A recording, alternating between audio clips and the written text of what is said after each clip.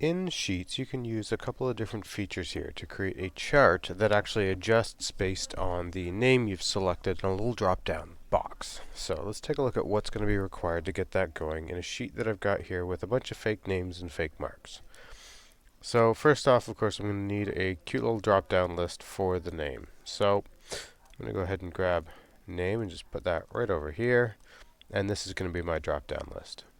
I'm going to use data validation for this, which means I need my menus. I'm going to come up to the data menu and come down to data validation, meaning it's a little rule that's going to only allow certain types of data in this cell, basically. So what I've got the option to do here is choose a list from a range, which is what I'm going to use. And when I click into this little cell, I have a square that I can use. And the range that I want to use to set up my name list is exactly this. Column A, my list of names. And I'll say OK. From there, I'm just going to save. I don't need to adjust anything else. And I now have a little drop-down list here with all of the names in it. So the next thing I need is my different test marks here. So again, just copy these headings right over to here. And then I will resize these columns a little bit by dragging across, selecting them all, and then double-clicking to size them automatically. Now in this box, I want to start grabbing the data that is over here on the left. I'm going to do that with the filter formula. So I'm going to type equals filter. Oop, no bracket there. Filter, there we go. And filter wants to know what range of data am I going to be pulling here. Well, you're going to be pulling these test marks. So I'm going to grab C, D, E, F, G, all of them, comma. It says, what's the condition? Condition number 1 is that the name you see here in J2 is equal to whatever name is in column A. Close the bracket, hit enter. And that's it.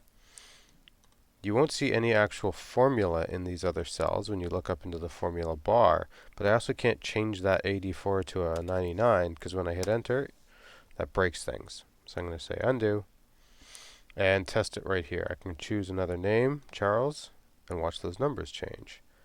And Hank, watch those numbers change. So that's perfect.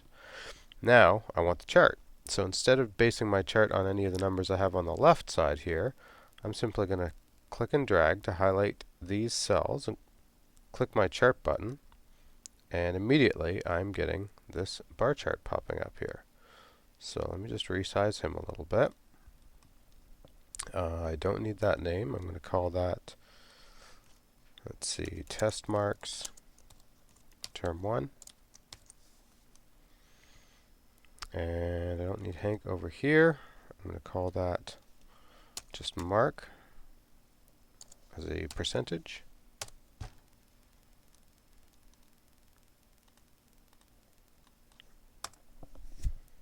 There.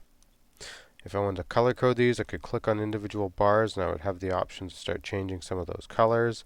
But I'm not too worried about the aesthetics right now. What I want to do is grab this, drag it over here, scroll up a bit, and I'm placing this right over top of those marks. I don't really need to see the numbers because they're on the chart anyway.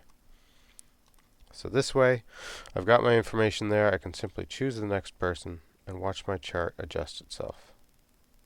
And so now, because it's based on those numbers that we know are changing in the background, I'm going to see that adjusting. I could even take this guy and drag him down slightly if I wanted to.